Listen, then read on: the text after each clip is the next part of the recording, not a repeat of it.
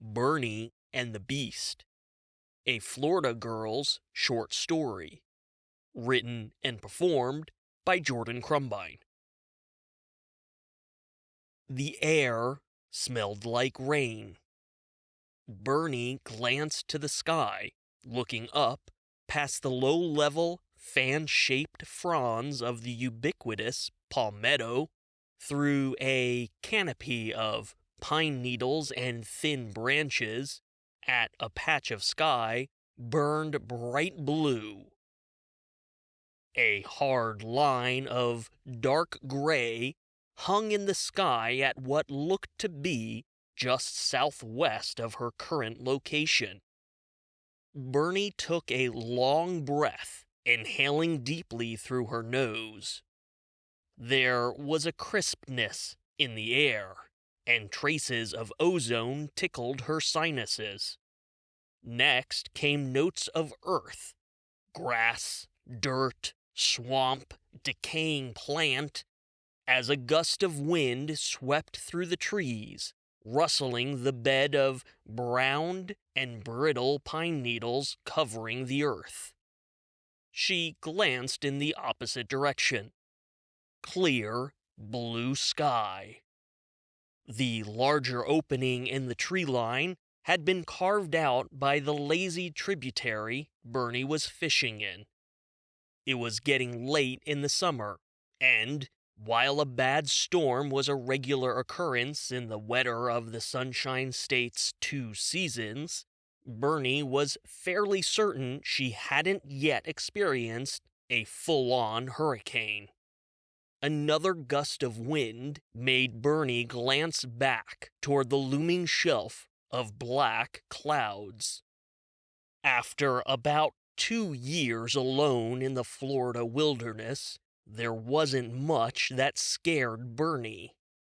Even after surviving the Great Fall and those endless, scorch-the-sky black swarms of poisonous bugs, the now 14-year-old girl had dealt with loneliness, hunger, a vengeful pack of wild boar, endless mosquitoes, and a straight-out-of-your-nightmares midnight Burmese python attack.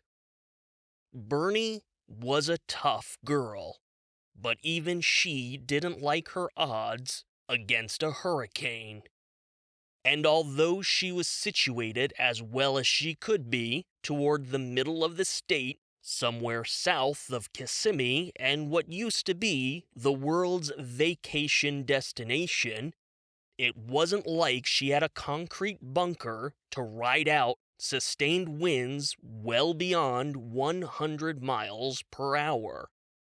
And, again, it was getting very late in the season. Another gust of wind sucked the humidity from the air, and Bernie could feel the temperature drop several degrees. The exposed skin on her arms rose in goosebumps, and she could feel the hair on the back of her neck stand up. Hurricane or not, it was time to go. She pulled in her line and stowed the bait in a satchel with the day's catch. 2 medium-sized fish she figured were a type of bass, and a catfish. She cinched the bag shut and slung it over her shoulder, sheathing her hunting knife, a fixed 6-inch blade with a gut hook at the tip and a handle carved from black and brown wood with a bone inlay, and grabbed her makeshift fishing rod. Bernie turned southwest toward the oncoming storm and started hoofing it back to camp. Another gust of wind swept down from the sky to greet her, fresh air whipping against Bernie's face. The dropping temperature and the stiff breeze was quickly cooling the semi-permanent layer of sweat that Bernie had long since accepted as a constant companion. Something close to a shiver pricked at her spine. Splat! An angry, fat drop of rain slapped Bernie square in the forehead. She touched her finger to the wetness and glanced back at the storm clouds. She could see them moving, looming closer to her location, low-hanging wisps swirling in the air currents. A moment later, the storm clouds blotted out the sun. The light changed from a warm yellow to a dark bluish gray, and Bernie felt the temperature drop again. Thwip, thwip, thwip, thwip, thwip. More fat drops of rain torpedoed the earth around Bernie, and the icy hand of anxiety reached up from her belly to grab her heart. Hurricane or not, this was going to be bad. Bernie broke into a run as the clouds opened up. The sound of her military boots slapping and crunching against the dry undergrowth was quickly drowned out by the rush of the rain. The trees provided minimal cover, and she quickly calculated she could try to wait out the storm underneath a clutch of palms. Those broad fronds, the best protection she'd be able to find this far from camp. But if this storm was the big one... Bernie dropped her chin to her chest and barreled forward, trying hard not to lose the narrow path she had cut into the underbrush over the years. A flash of lightning exploded nearby, and Bernie could smell the air burning. Rain slashed sideways, and thunder cracked overhead. There were no windows around to rattle in their frames, but Bernie could feel the thunder well enough deep in her bones.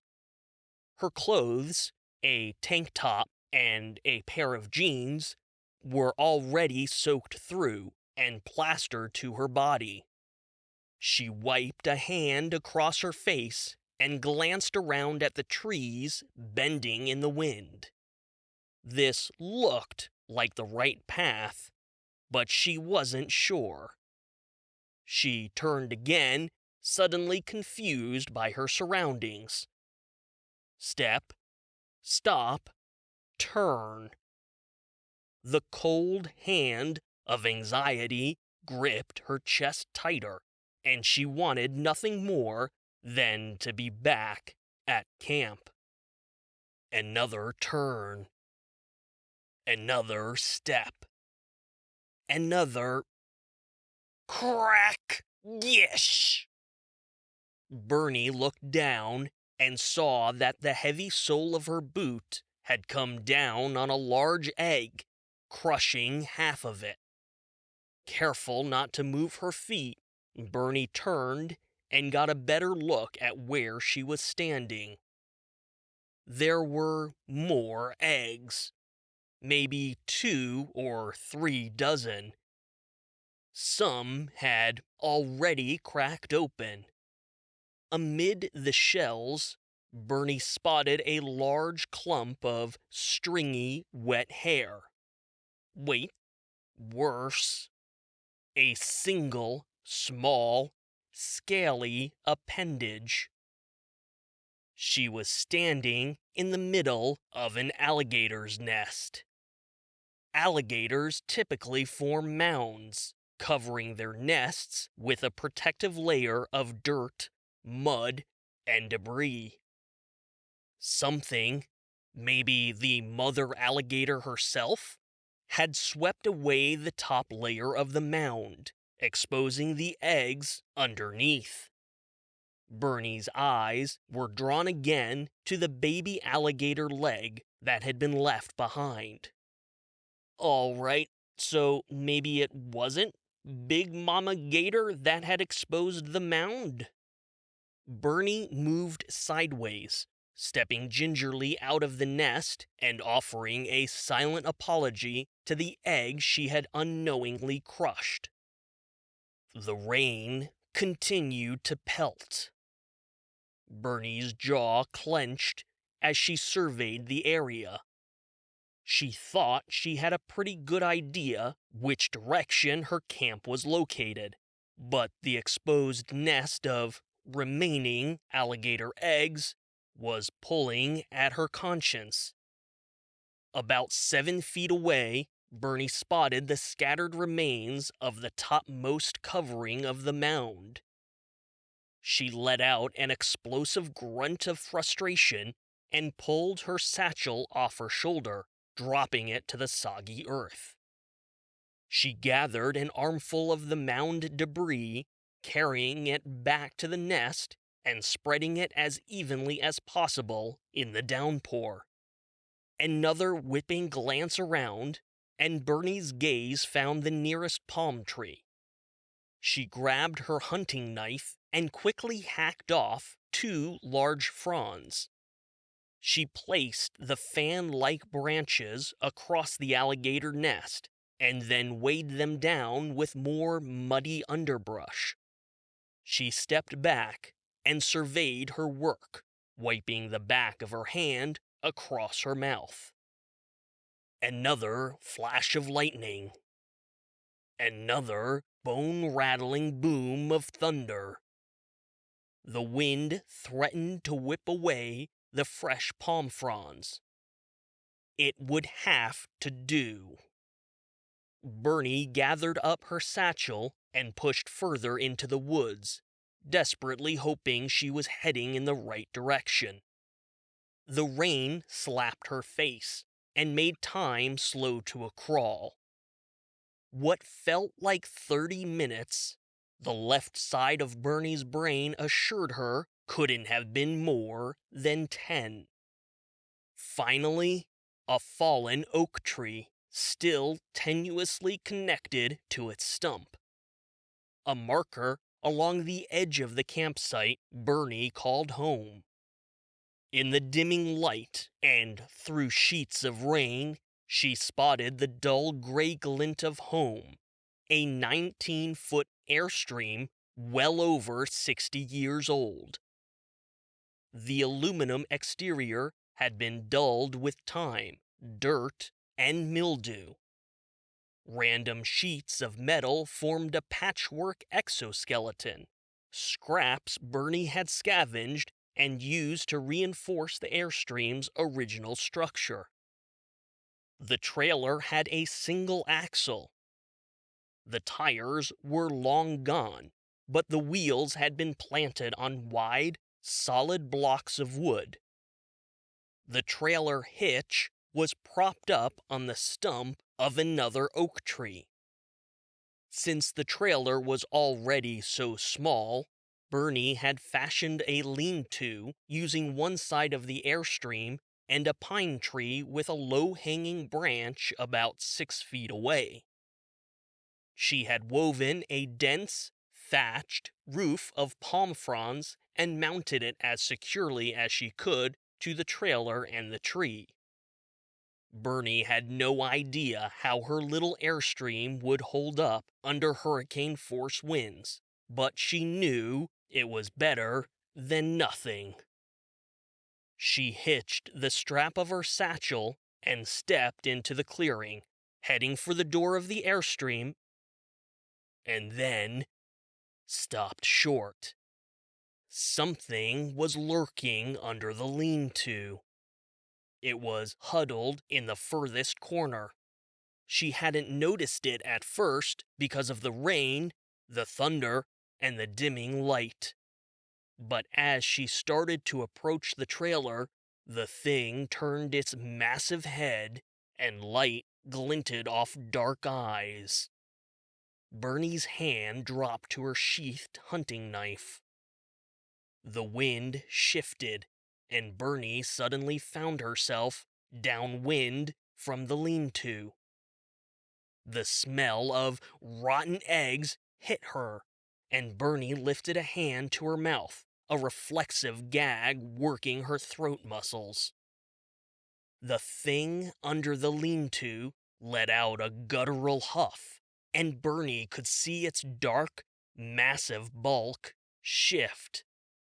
The creature bumped into the trailer, and Bernie could see the airstream rock against the weight of the beast.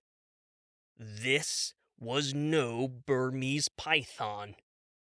Lightning flashed, and Bernie glimpsed dark, matted hair, beady eyes, and a face. Another guttural huff, and Bernie swallowed hard, trying to calm her racing heart. Her eyes shifted to the door of the airstream and her theoretical path to safety. It sat between her and the beast, but was also well within reach of the creature under the lean-to. Something had to give. Bernie's fingers wrapped around the handle of her hunting knife, and she pulled it from its sheath. She could make a run for the door. It was unlocked. She could swing it open and slip inside, ride out the storm and the beast. If the creature attacked her on the way to the door, she could attack right back. This was Bernie's home.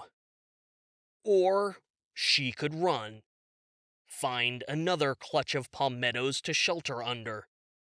Pray to God this was just another afternoon thunderstorm and not the first wave feeder bands of a devastating hurricane. Bernie's eyes shifted from the beast to the door to the metal sheets of reinforcement and the nylon straps she used to anchor the airstream. No, this was Bernie's home. The blade went up in front of her, and Bernie shifted into a ready-to-launch stance, coiling her energy for a mad sprint to the door. She could feel the eyes from under the lean-to fixed on her. Thunder cracked. Now or never. Resisting the urge to unleash a bellowing battle cry, Bernie took off with an explosive hiss out of her nose. Raindrops slicked off her skin. Puddles of mud exploded under the impact of Bernie's boots, and an angry, guttural hiss erupted from behind Bernie, bringing her to a skidding halt some 2 or 3 yards from the airstream door. The beast in front of her shifted under the lean-to and moved toward the door. Bernie risked a glance over her shoulder to identify the hiss and discovered the biggest alligator she'd ever seen in her life crawling over the fallen oak tree. It slid into the clearing, hissing and growling all the way. A burst of short, rapid-fire huffs sent Bernie's head spinning back around. The beast had moved to the front edge of the lean-to, hulking under the thatched roof, rain starting to spatter against its dense hair. Its eyes were narrow, and its brow furrowed in what even Bernie could identify as unbridled rage. Another hiss. Bernie spun again, just in time to see the gator's maw flash open as it bellowed something throaty and furious right before it sprinted forward. The beast under the lean-to roared, its sheer volume drowning out the alligator and the sleeting rain causing Bernie to bring her hands to her ears as she tumbled backward, falling butt first into muddy puddles. As the gator advanced, Bernie flinched when the beast exploded from the lean-to. Massive shoulders rolled forward, broad head hung low, The creature rose to an inhuman height. But it was what the beast left behind under the lean-to that drew Bernie's eyes. It was a much smaller mass, something the larger creature had clearly been hunched over, maybe even guarding. Bernie could see it was a smaller version of the larger beast. It looked like a child, covered entirely in hair or fur. It was hard to tell in the flash of the moment, but it looked to be maybe about Bernie's size. Whatever it was, one thing was clear. It wasn't alive.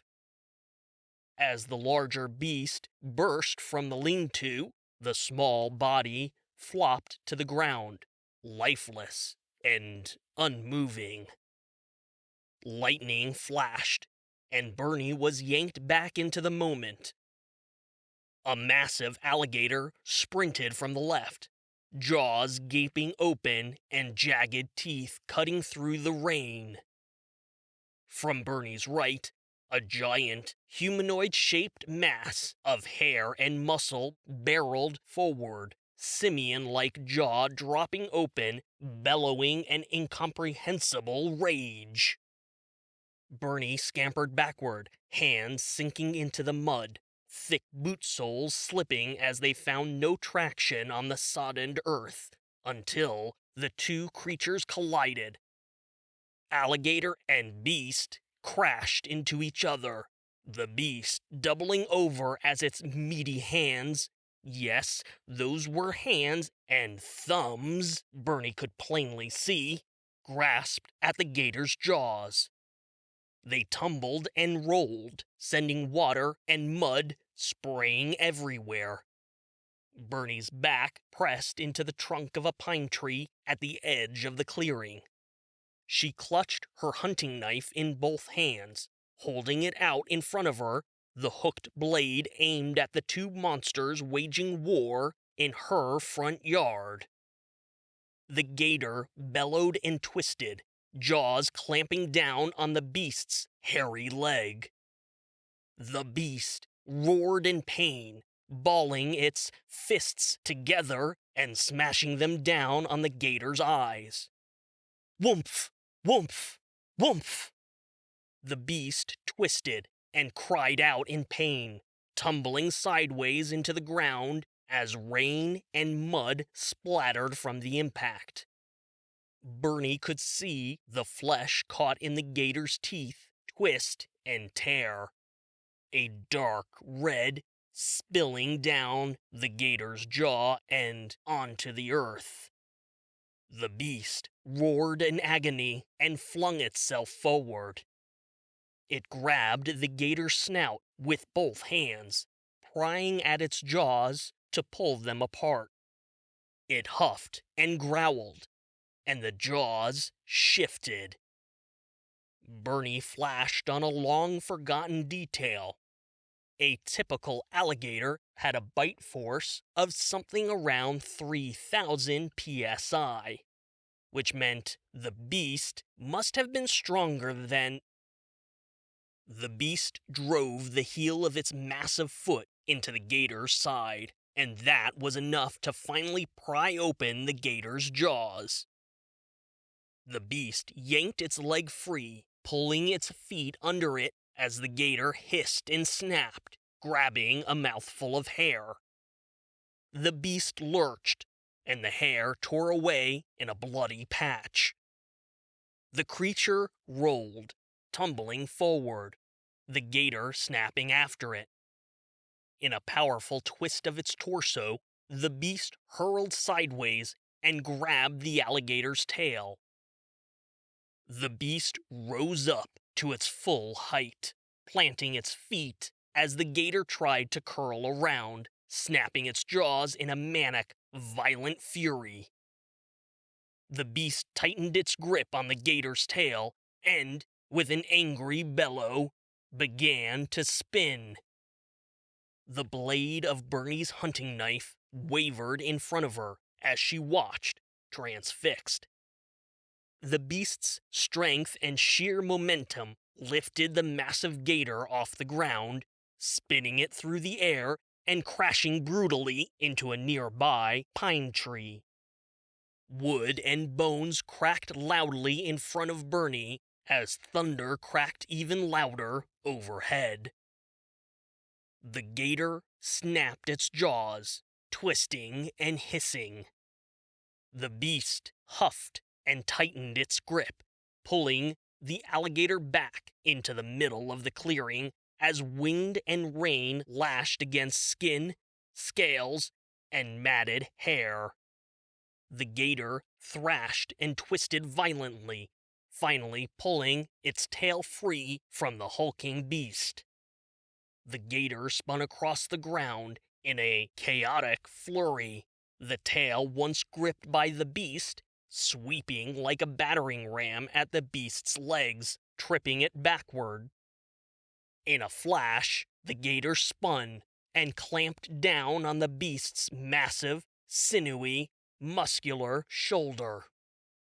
The beast bellowed in pain, flailing for some kind of grip on the gator behind it, but it was on its back and at a disadvantage to those vice-like jaws. With a shaking hand, Bernie wiped the water from her eyes. With the beast flat on its back, she noticed for the first time that the creature had pronounced breasts. It was a female, and this realization pulled Bernie's gaze to the smaller, lifeless body still under the lean-to. It was the creature's child. The beast cried out in an agony that transcended language. Bernie looked from the dead juvenile to its mother, that dense hair on its shoulder slick with blood pouring from the alligator's bite. Another flash of insight struck Bernie. Could the strange clump of hair she found in the alligator's nest belong to the beast or the juvenile? Had they pilfered the alligator's nest, prompting the mother gator to attack? Maybe that was how the juvenile died. The beast's powerful bellow wavered and trembled as the pain became too much for it to bear. The rain continued to cascade, and Bernie found her gaze locked with the beast trapped in the alligator's bite. Dark brown eyes stared back, and Bernie immediately felt a pang of empathy. This was an intelligent creature, a mother who had lost her child. With her back against the tree, Bernie clenched her teeth and pushed herself to her feet. She stretched her arm out in front of her, knife aimed at the struggling creatures in the clearing. With its jaws locked in a death grip, a cold reptilian eye tracked Bernie as she took a cautious step forward. A bolt of lightning cracked, searing the air in the clearing, and a nearby tree exploded from the impact. The beast managed a mournful moan. Its life was beginning to fade. Bernie took another step, using both her hands to change her grip on the hunting knife so that it pointed down from her closed fist. In a split second, Bernie found herself moving before she had even made up her mind. This time, she let loose the battle cry. This was Bernie's home. Bernie jumped, skidded, and tumbled onto the alligator's back. The reptile started to buck and twist underneath her, but in a swift, brutal slash, Bernie brought the hunting knife down with every bit of force she could muster, jamming it into the gator's skull. Thunder boomed. The beast shifted and reached for the alligator's jaws, prying them off its shoulders. Bernie tugged at the knife, but it was stuck. As the beast pulled itself free from the jaws, God, that smell! She's so big! Bernie rolled off the back of the gator and scuttled to the edge of the clearing. The beast pushed itself up and grabbed the alligator's jaws, lifting the reptile by its head. The beast let out an anguished roar and then pried the gator's jaws open. One hand gripped on each jaw, muscles rippling underneath matted hair as she stretched the jaws apart. A sickening crack snapped through the clearing, and Bernie watched as the alligator's lower jaw fell limp. The beast dropped the dead gator to the ground. Another distant boom of thunder. The rain eased to a sprinkle. The beast huffed in exhaustion. Bernie pressed her back into another tree, carefully watching the creature's every move. It bent forward and grabbed the gator's tail. The beast straightened, almost laboriously, and walked to the lean-to, dragging the dead gator in its wake. Before ducking under the thatched roof, the beast glanced back at Bernie. Their eyes met once again. The beast sucked in a short breath, barking softly at Bernie. A moment later, "Herk, glursh!" Bernie's hunting knife landed at her feet after the beast yanked it out of the alligator's skull. A piece of the reptile's brain was still caught in the hook. With her eyes locked on the beast, Bernie leaned forward, fingers seeking out the handle of the knife. The beast moved to the back of the lean-to, pulling the gator in behind her, flipping it over to get at its soft underbelly. Hunting knife gripped in her fist, satchel of fish still over her shoulder, Bernie once again stepped cautiously toward the airstream. The beast grunted in a non-threatening tone. Bernie reached out and grabbed the handle of the airstream door before hesitating. This was her home. She took a deep breath to calm her nerves before slowly turning to face the beast. With deliberate, overt movements, Bernie carefully sheathed the hunting knife. The beast sat, hunched over in the farthest corner, back against the airstream. But the creature was now closer than ever, no more than 6 feet away. Intelligent, brown eyes tracked her movement, and Bernie felt her stomach drop as she appreciated the sheer size of the beast. Bernie already knew it was nearly as tall as the gator was long. Even with it sitting and hunched over, she was gobsmacked by its girth. Arms as thick as small tree trunks, fists that could have been boulders. Bernie took a small step forward, and the beast's lips parted, revealing simian teeth and sharp canines. Bernie held her hands up, palms out, to demonstrate she didn't mean any harm. The beast huffed sharply. Bernie's eyes shifted to the juvenile body between the beast and the alligator corpse. Now that she was closer to the body, Bernie could see the bite marks around its neck. The gator had killed the juvenile. Bernie was sure of it. She looked back at the beast and saw sadness in its eyes. I. Bernie's voice squeaked. She hadn't used it in so long.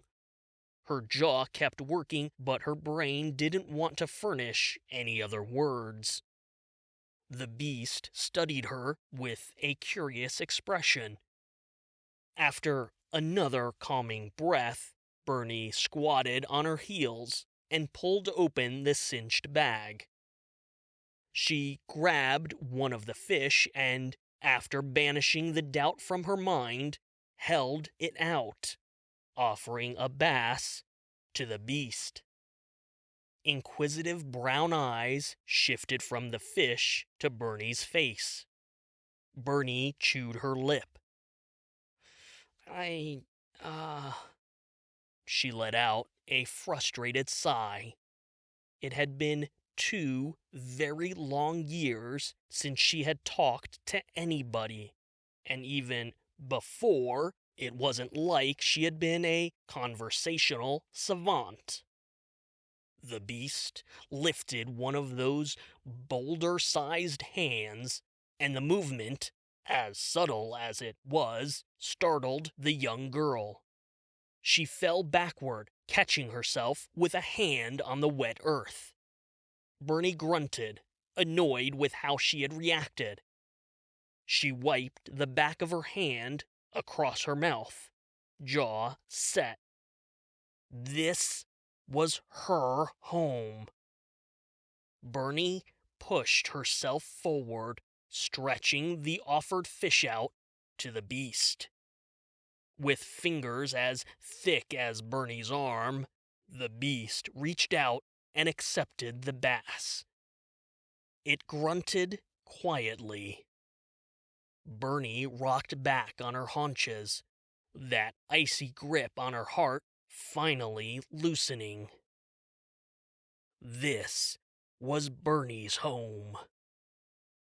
But the beast was welcome, too.